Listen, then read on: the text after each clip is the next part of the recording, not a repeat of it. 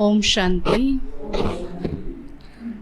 आज है 11 अप्रैल 2022 के साकार महावाक्य।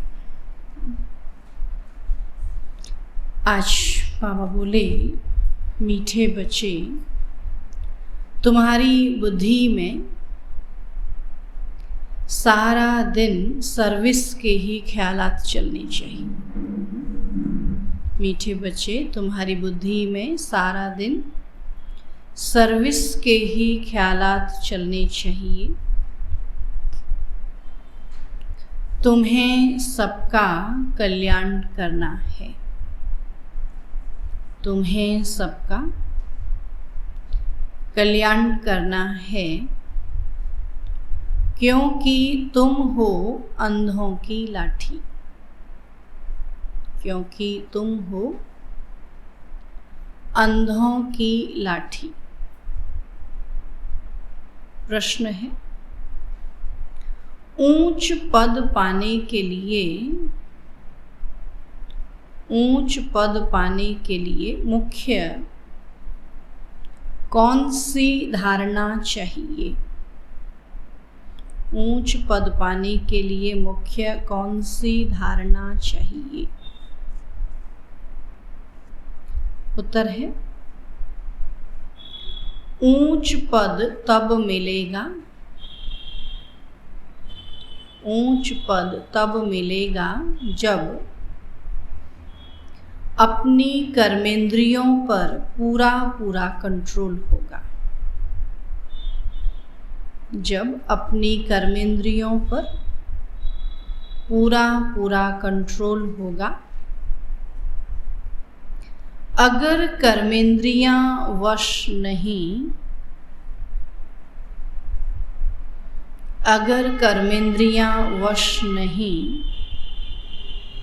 चलन ठीक नहीं,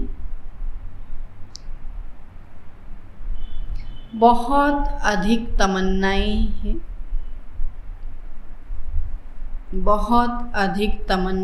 हैं, हवच अर्थात लालच है, तो ऊंच पद से वंचित हो जाएंगे। हवच है तो ऊंच पद से वंचित हो जाएंगे। ऊंच पद पाना है तो माता पिता को पूरा फॉलो करो। ऊंच पद पाना है तो माता पिता को पूरा फॉलो करो। कर्मेंद्रिय जीत बनो। कर्मेंद्रिय जीत बनो। गीत है, नयनहीन को राह दिखाओ प्रभु, पग पग ठोकर खाऊं मैं। ओम शांति। प्रदर्शनी के लिए यह गीत बहुत अच्छा है। ऐसे नहीं कि प्रदर्शनी में रिकॉर्ड नहीं बजाए जा सकते, कहीं भी गीत तो सुना सकते ना, बजा सकते हैं। इस पर भी तुम समझा सकते हो, क्योंकि पुकारते तो सभी, परंतु यह नहीं जानते हैं कि जाना कहाँ है और कौन ले जाएगा। जैसे कि ड्रामा अथवा भावी भक्तों को भक्ति करनी है, और जब भक्ति पूरी होती है तभी बाप आते हैं। बाप की जब बहुत भक्ति कर लेते, सबको पूज लेते, तब फिर भगवान को आना पड़ता है ना। अभी भी देखो कई प्रकार की भक्ति होती रहती ना, और जब भक्ति पूरी होगी तो भगवान को पहचानेंगे।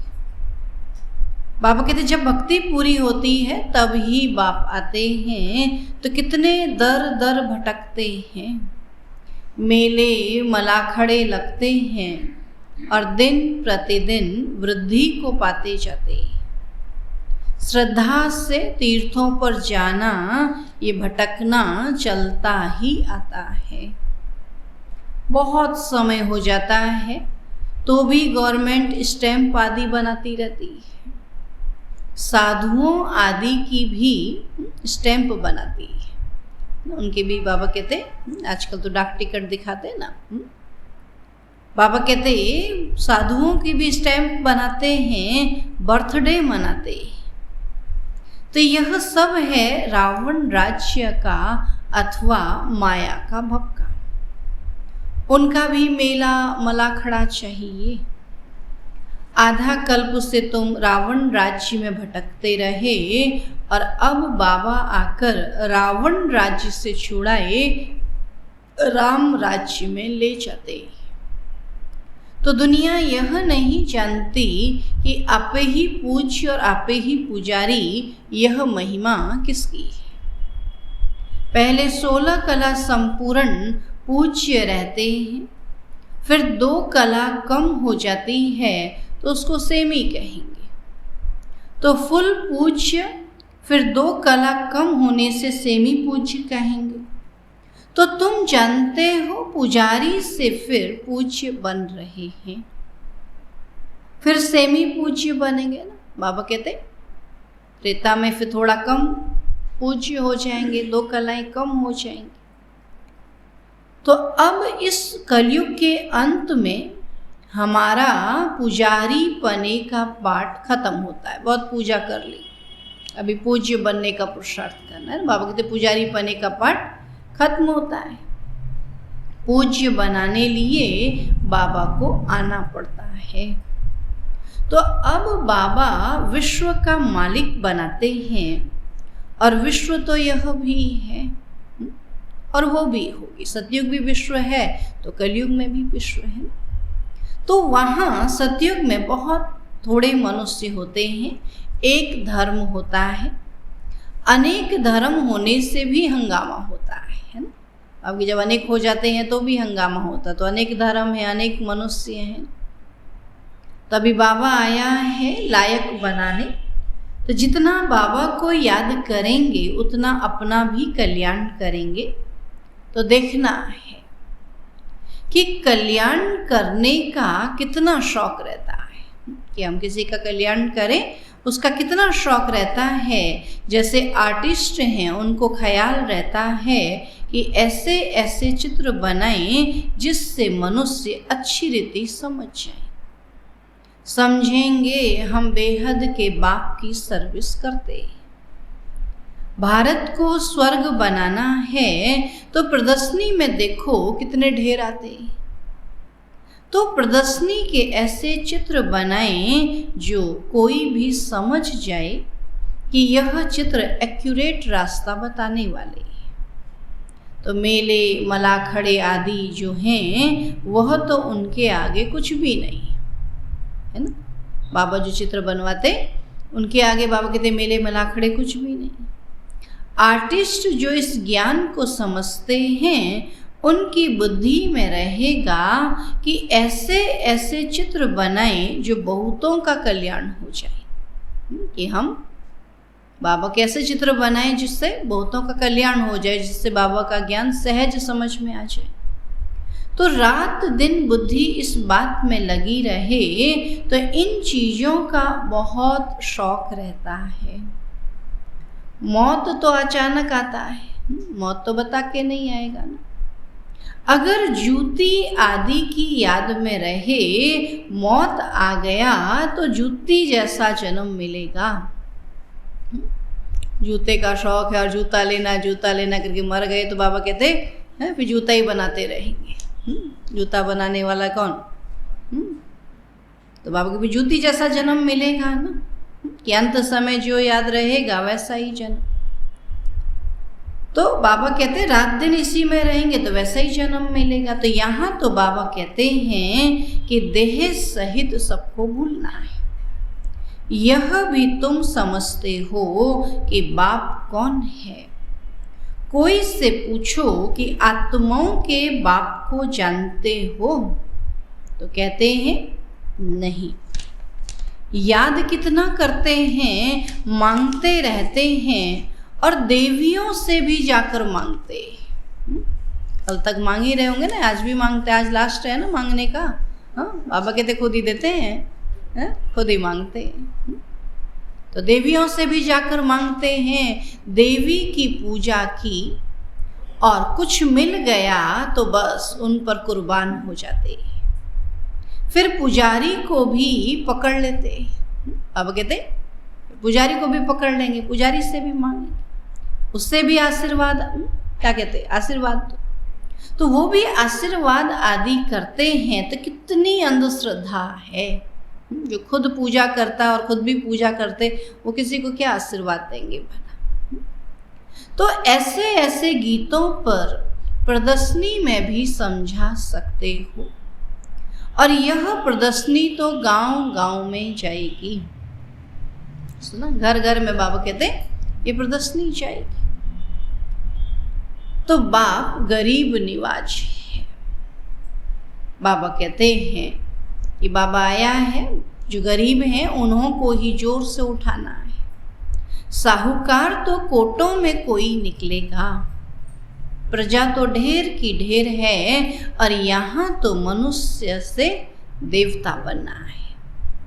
बाप से वर्षा मिलता है, और पहले पहले तो बाप को जानना चाहिए कि वह हमको पढ़ाते हैं। और इस समय मनुष्य कितने पत्थर बुद्धि, देखते भी हैं, इतने सेंटर्स पर आते हैं, सबको निश्चय है कि बाप टीचर सदगुरु है, तो ये भी समझते ही नहीं। इतने लोग आते तो भी कहेंगे ऐसे कैसे होगा, बाबा के इतने लोगों को देख रहे हैं, इनको निश्चय है बाबा को बाप टीचर, फिर भी बाबा कहते समझते ही नहीं। एक दूसरा गीत भी है कि इस पाप की दुनिया से कहीं दूर ले जाए। अब कहते वो भी अच्छा है कि यह पाप की दुनिया तो है ही, यहाँ सब क्या करते हैं, पाप ही पाप करते हैं। तो भगवानुवाच यह आसुरी संप्रदाय है और मैं इनको दैवी संप्रदाय बनाता हूँ। फिर मनुष्यों की कमेटियां आदि यह कार्य कैसे कर सकती है ना, जो कार्य भगवान का, बाबा कहते वो मनुष्य भला कैसे कर सकते हैं। यहाँ तो सारी बात ही बुद्धि की है। भगवान कहते हैं तुम पतित हो और तुमको भविष्य के लिए पावन सो देवता बनाता हूं। तो इस समय सभी पतित हैं और पतित अक्षर ही विकार पर है। तो सतयुग में वाइसलेस वर्ल्ड थी और यह है विशेष वर्ल्ड, पतित दुनिया। तो कृष्ण को 16,108 रानियां दे दी है ना। खुद विकारी थे तो उन्होंने भगवान को ना, कृष्ण को भगवान कहते, उनको भी ऐसा ही बना दिया, उनको भी 16,108 रानियां दे दी। तो यह भी ड्रामा में नूद है। जो भी शास्त्र बनाए हुए हैं उनमें ग्लानि कर दी है ना, भगवान की महिमा समझी और महिमा समझ करके ग्लानि कर दी।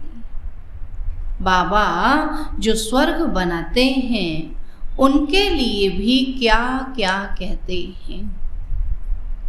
अभी तुम जानते हो बाबा हमको कितना ऊंच बनाते हैं और कितनी अच्छी शिक्षा देते हैं।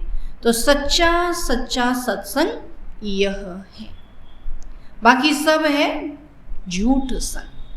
मनुष्य मनुष्यों के साथ क्या करते हैं, अब झूठ बोलते हैं ना, तो सब झूठ संग हैं। ऐसे को फिर परम पिता परमात्मा आकर विश्व का मालिक बनाते हैं। तो बाप समझाते हैं कि बच्चे तुमको अब अंधों की लाठी बनना है ना, जो ज्ञान को नहीं जानते उन्हों को ज्ञान समझाना, बाबा का परिचय देना है। तो अंधों की लाठी बनना। अब जो खुद ही सज्जे नहीं हैं वो फिर औरों की लाठी क्या बनेंगे, है ना। बाबा कहते हैं जिसको खुद ही ज्ञान समझ में नहीं आया, जो ज्ञान को खुद ही धारण नहीं करता होगा, वो औरों को क्या समझाए। वो औरों की लाठी क्या बनेंगे। भल करके ज्ञान का विनाश नहीं होता। एक बारी माँ बाप कहा तो कुछ न कुछ मिलना चाहिए, है ना। बाबा को माँ बाप कहा, बाबा के पास आए, है ना। बाबा कहते फिर भले चले गए, लेकिन माँ बाप कहा तो कुछ न कुछ तो मिलना चाहिए। परंतु नंबरवार पद तो है ना, सब एक जैसे तो नहीं। तो चलन से भी कुछ मालूम पड़ जाता है, फिर भी पुरुषार्थ कराया जाता है। ऐसे नहीं कि जो मिला सो ठीक। अब कहते हर एक को पुरुषार्थ करना है, ऐसे थोड़ी कहेंगे जो कर मिले सो जो ठीक। पुरुषार्थ से ऊंच प्रारब्ध मिलनी है, और बिगर पुरुषार्थ तो पानी भी न मिले। तो इसको कर्म क्षेत्र कहा जाता है, और यहाँ कर्म बिगर मनुष्य रह न सके। कर्म संन्यास अक्षर ही रॉन्ग है। बहुत हठ करते, पानी पर आग पर चलना सीखते, क्या समझते कि हम पानी पर चलें, ऐसा अभ्यास करते, आग पर चलने का अभ्यास करते। बाबा कहते पानी पर आग पर चलना सीखते, परंतु फायदा क्या मिला? कुछ नहीं, मुफ्त आयु गंवाते।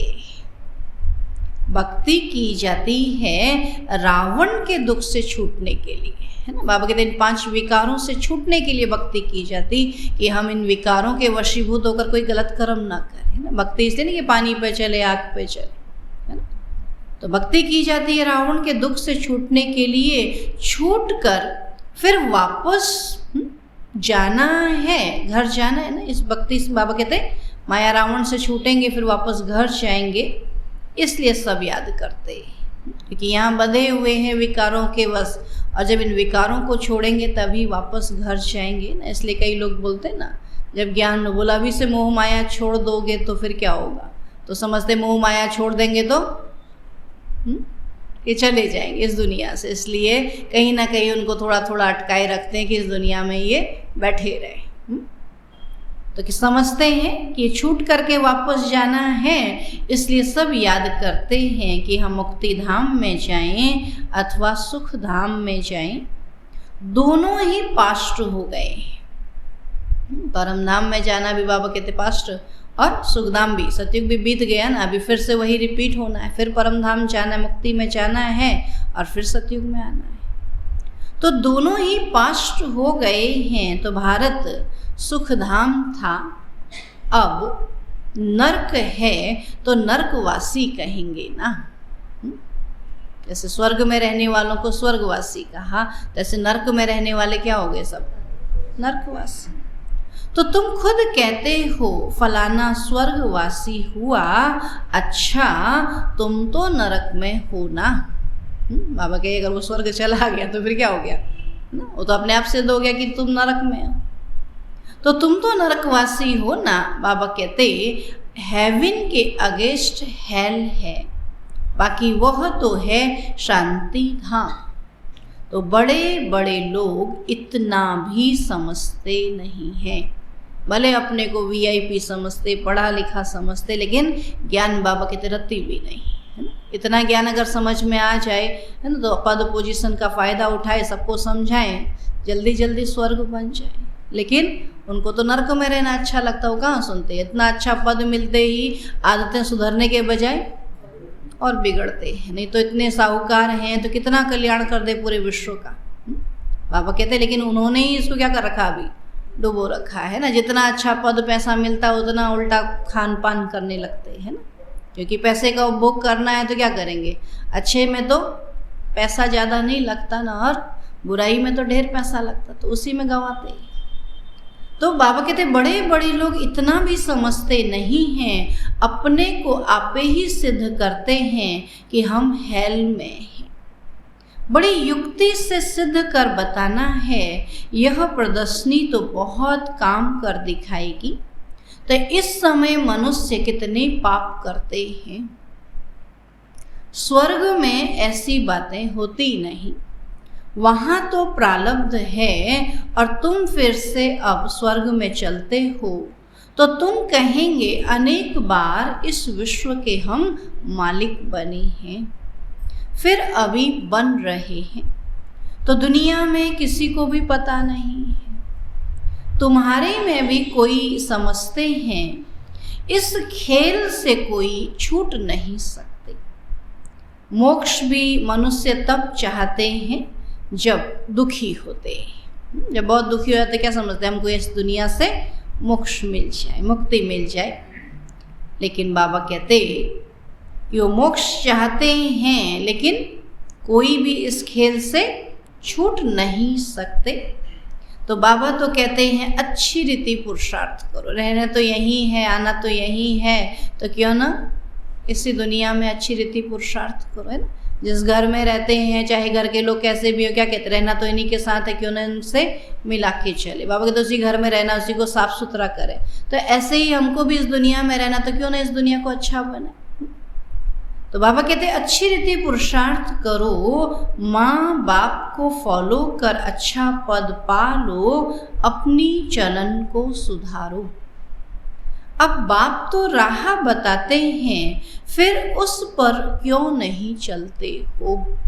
सुना, बाबा ने तो सारा ज्ञान दे दिया ना, फिर उस पर क्यों नहीं चलते हो। जास्ती तमन्नाएं नहीं रखनी चाहिए। बहुत इच्छाएं होती हैं तो बाबा कहते फिर अच्छा नहीं बनते। यज्ञ से जो मिले सो खाना है। हबच अर्थात लालच है। कर्मेंद्रियां वश में नहीं है तो पद भी ऊंचा नहीं पा सकते। तो ऐसे ऐसे गीत प्रदर्शनी में बजाए उस पर तुम समझा सकते हो। तुम हो शिव बाबा के परिवार। हम सब भगवान के परिवार के मेंबर हैं ना। शिव परिवार कहते हैं ना, भक्ति में भी दिखाते हैं ना, शिवलिंग होता है उसके चारों ओर, हाँ, शंकर पार्वती गणेश कार्तिक के, उसको शिव परिवार कहते हैं। तो हम भी कौन है, शिव परिवार। अब शिव बाबा के ऊपर तो कोई है ही नहीं, तो सब शिव के ही बच्चे हो गए, तो शिव परिवार हो गया। और सबके ऊपर तो कोई ना कोई निकलेंगे। 84 जन्म में दादा बाबा भी 84 मिलते हैं, नहीं 84 जन्म ले तो 84 दादा होंगे, 84 बाप होंगे, 84 माँ होंगे, बच्चे तो कितने होंगे पता नहीं, है ना। तो बाबा क्या कहता है, 84 जन्म में 84 दादा और बाबा मिलते हैं। तो शिव बाबा है रचता, तो अब नई रचना रच रहे हैं, अर्थात पुरानी को नया बनाते हैं, क्योंकि आत्माएं तो वही रहेंगी ना। पुरानी हो गई वही आत्मा फिर पावन होकर के नई बनेगी।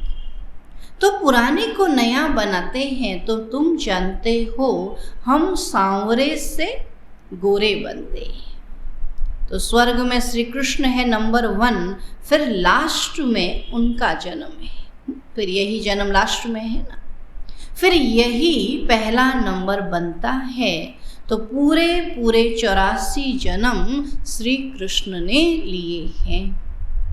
तो सूर्यवंशी दैवी संप्रदाय ने पूरे 84 जन्म लिए। तो बाबा कहते हैं जो श्री कृष्ण पहला नंबर था, उनके ही अंतिम जन्म में प्रवेश कर उनको श्री कृष्ण बनाता हूँ, है ना। बाबा कहते ब्रह्मा बाबा ही पहले जन्म में श्री कृष्ण थे, फिर अंत में ब्रह्मा बने, तो उनके तन में शिव बाबा आए। अच्छा, मीठे मीठे सिकील अधे बच्चों प्रति माता पिता बाप दादा का याद प्यार और गुड मॉर्निंग। रूहानी बाप की रूहानी बच्चों को नमस्ते। हम रूहानी बच्चों की रूहानी बाप दादा को नमस्ते नमस्ते नमस्ते। धारणा के लिए मुख्य सार है, पहला, कोई भी विनाशी तमन्नाएं नहीं रखनी है। कोई भी विनाशी तमन्नाएं नहीं रखनी है। अपना और सर्व का कल्याण करना है। अपना और सर्व का कल्याण करना है। दूसरा पॉइंट है, देह सहित सब कुछ भूल वापस घर चलना है। देह सहित सब कुछ भूल वापस घर चलना है। इसलिए चेक करना है कि बुद्धि कहीं पर भी अटकी हुई ना हो। देह सहित सब कुछ भूल वापस घर चलना है। इसलिए चेक करना है कि बुद्धि कहीं पर भी अटकी हुई न हो। वरदान है, नेचुरल अटेंशन को अपनी नेचर बनाने वाले स्मृति स्वरूप भव। नेचुरल अटेंशन को अपनी नेचर बनाने वाले स्मृति स्वरूप भव। बाबा कहते हैं, सेना में जो सैनिक होते हैं वह कभी भी अलबेले नहीं रहते हैं, सदा अटेंशन में अलर्ट रहते हैं। आप भी पांडव सेना हो, इसमें जरा भी अलबेलापन न हो। अटेंशन एक नेचुरल विधि बन जाए। और कई अटेंशन का भी टेंशन रखते हैं, लेकिन टेंशन की लाइफ सदा नहीं चल सकती है। इसलिए नेचुरल अटेंशन अपनी नेचर बनाओ। अटेंशन रखने से स्वतः स्मृति स्वरूप बन जाएंगे और विस्मृति की आदत छूट जाएगी। स्लोगन है, स्वयं के स्वयं टीचर बनो तो सर्व कमजोरियां स्वतः समाप्त हो जाएंगी। स्वयं के स्वयं टीचर बनो तो सर्व कमजोरियां स्वतः समाप्त हो जाएंगी। मातेश्वरी जी के अनमोल महावाक्य हैं, याद का तैलुक है ज्ञान से,